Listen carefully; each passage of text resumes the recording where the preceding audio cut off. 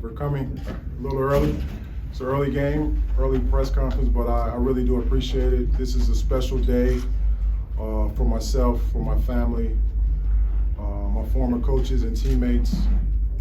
A lot was sacrificed during my time here as a basketball player, and today is just a celebration of that. So you'll see a lot of familiar faces from the past. And although it's my name and number going up in the rafters, there's a lot of people who I have to give credit to for making that day possible. So with that, thank you, and I'll open it up for questions. We have microphones on each side. You can flag one down if you have a question. Jeff, over here on the left. Michael, you mentioned that a lot of people contributed to make this day possible. When did you think this day might be possible? A long time ago. A lot has happened. When I left here in '95, I didn't expect my number to be retired. It wasn't something that I came to the university as a goal. My main focus was to win as many basketball games as I could. Put the Wisconsin basketball program on the map, and whatever happened after that happened. But when you look around and you see some of your friends who were less successful at their alma maters and they're getting recognized, it was kind of upsetting. But at the same time, I'm not a guy who sometimes I like to celebrate my successes behind the closed doors. I don't really like to boast and brag, but if I could have had it years ago, that would have been great. Steve, over here on the right. Steve McGrady, Associated Press. Wisconsin's pretty much an annual NCAA tournament participant now. When you got there as the first time in almost half a century, just how much pride do you kind of take in kind of starting that tradition of where Wisconsin is at this point? Well, it's something that I'm very proud of. I mentioned it to someone before. When you go to college, no matter where you go, you expect to make it to the tournament each and every year. But that's not reality.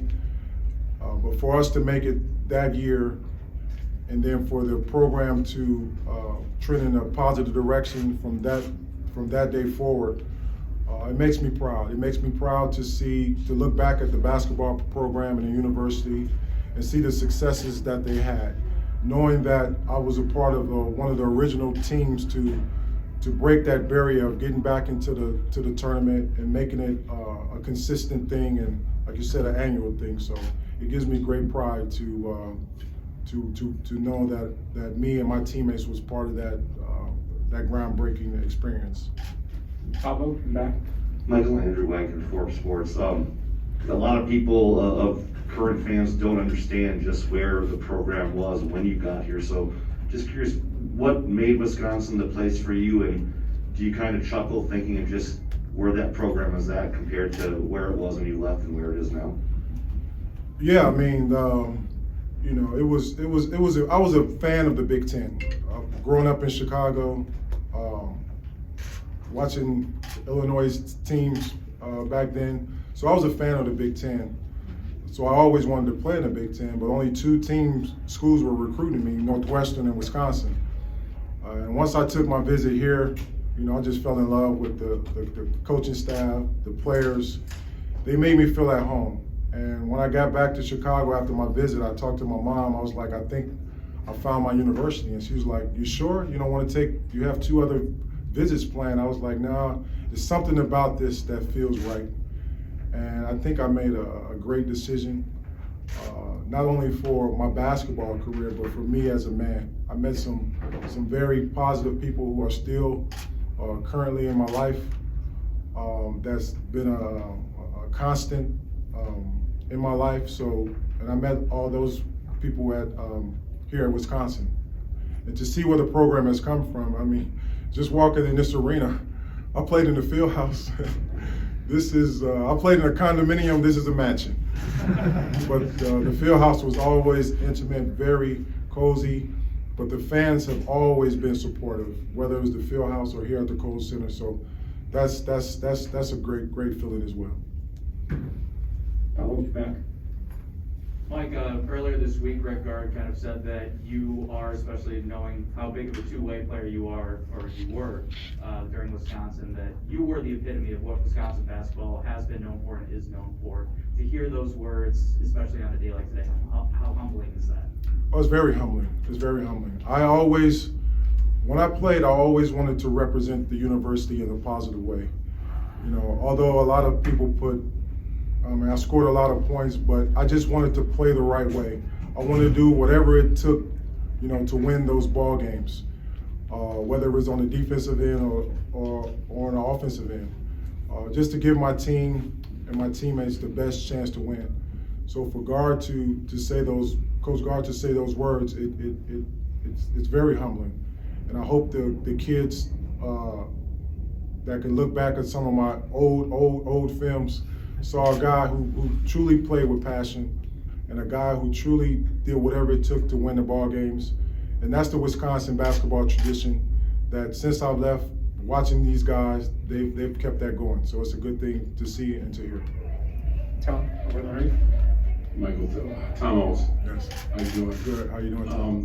Was there a moment, a game, a stretch at some point early in your career where you figured out you could become the player that you eventually became? I guess ironically, it was against Michigan.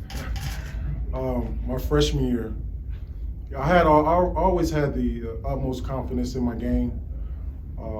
I think my confidence was a lot more than my game was at that point.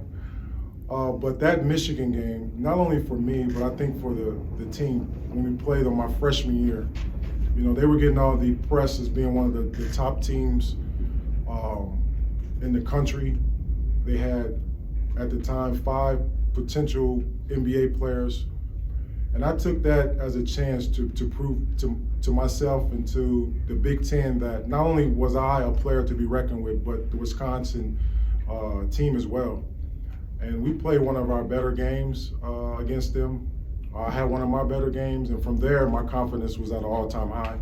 I was thinking, if this is one of the best teams in the country, and I'm able to do this, maybe if I keep it up, I can continue to do this throughout my career. So that was a special moment for me. I think it was a special moment for my teammates, for the university. And at that point, it kind of projected us to how it feels to be successful, and we just took it from there. Abby Schnabel, Wisconsin State Journal. Knowing where the program has come from and knowing what it takes to be successful in the Big Ten at Wisconsin, what do you make of this season's team and their chances in the postseason? Well, this team is doing all the right things. Just watching them from afar, they're playing the right way. They're playing hard. And what I like most about them, they're not afraid of the moment.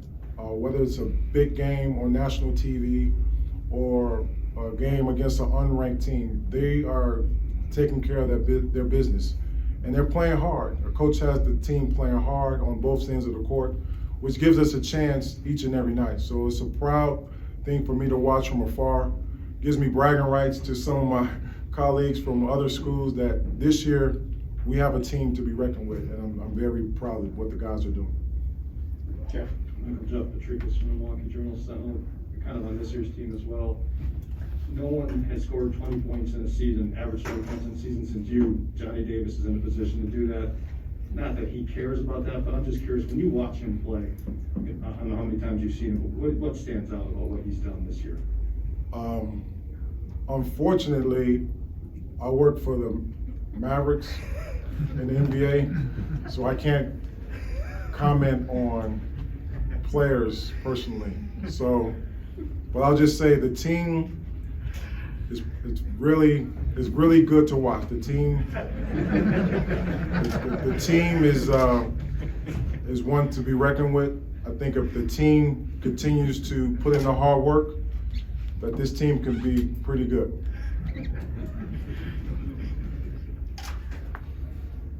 Any other questions for Michael? Right here. Did Tracy help recruit you? And what, what was it like playing with him those first couple of years? Oh man, it's he's one of the reasons why I'm here today. One of the reasons why I came to Wisconsin. And to play with a guy like that. If you look at my career, from high school all the way through the NBA, I always had a good point guard. And here at Wisconsin, if you look at some of my highlights, most of them, Tracy's passing me the ball. So he was a great teammate, an even better friend, and he was like a big brother. I think we lived together for 3 years. So sometimes you get away from basketball, you go home, you don't want to see your teammates. But I didn't mind living and being with him. He's been a very, very positive light in my life. And my success is here at Wisconsin. I have to give him a lot of credit because if it wasn't for him, I don't know if we would be celebrating me here today. Andrew, back. Michael, not to again go back in the past, but when Stu took over, were you thinking at all about maybe looking elsewhere, or were you planning on staying the whole time? And just what did it do when Stu came in and took things over? Yeah, you have to think, I was a young kid, 18, 19 years old. A lot of mixed emotions when Coach Yoder was let go, because he was the one who recruited me, along with him and Coach Ray McCallum. That whole staff had recruited me. So, when that change comes, you don't know what to expect. So I didn't know, but I knew one thing, that I really loved being here at Wisconsin. And I was hoping that they would bring in a coach that would make it, if I decided to stay, make it worthwhile. And with Coach Jackson coming in, it was perfect. It was a perfect timing for me as a basketball player, perfect timing for me as a man. Because even though when he came in, I wasn't really thinking about going to the NBA. Unlike some of these kids nowadays, that was one of the last things on my mind. I just wanted to be the best college basketball player that I can be. And when Coach Jackson came in, he helped me achieve that goal. He pushed me. Nothing was easy with him, but he pushed me along with him and his staff. And after him, Coach Stan Van Gundy as well. Those guys pushed me, and they made me a better basketball player and a better man. So I'm glad I stayed. We've got time for maybe one more. Jake? Jake Okorowski, BadgerBlitz.com. Michael, being away from Madison, as a player, but what you've done on and off the court since, how often are you able to watch Wisconsin basketball throughout the years, and how have you seen it evolve? Yeah, well, like I mentioned earlier, it's my job to watch college basketball now, so it gives me a good excuse to watch even more Wisconsin basketball. But it's come a long way. I think from when I was here playing at the Fieldhouse, like I mentioned, to now, the team has trended in the right direction. It hasn't always been, the great, but we've made it some national Final Four appearances. We've had some great players come through here. After me, Devin Harris, Frank Kaminsky, those guys have, have continued to keep the team on the map, and get us that respect that's well deserved, and that's by playing hard and playing the right way. One thing about representing the university, I always wanted to represent them the right way, and that's on and off the court. Whether I was playing an NBA game or I was in a business meeting with someone, I always wanted to represent the university in the right way. And I think the guys that have come through here after me is doing the same thing. So it's proud to see those guys, their successes on the court, their successes off the court. It just makes me proud to call myself a Badger. Thanks, Mike.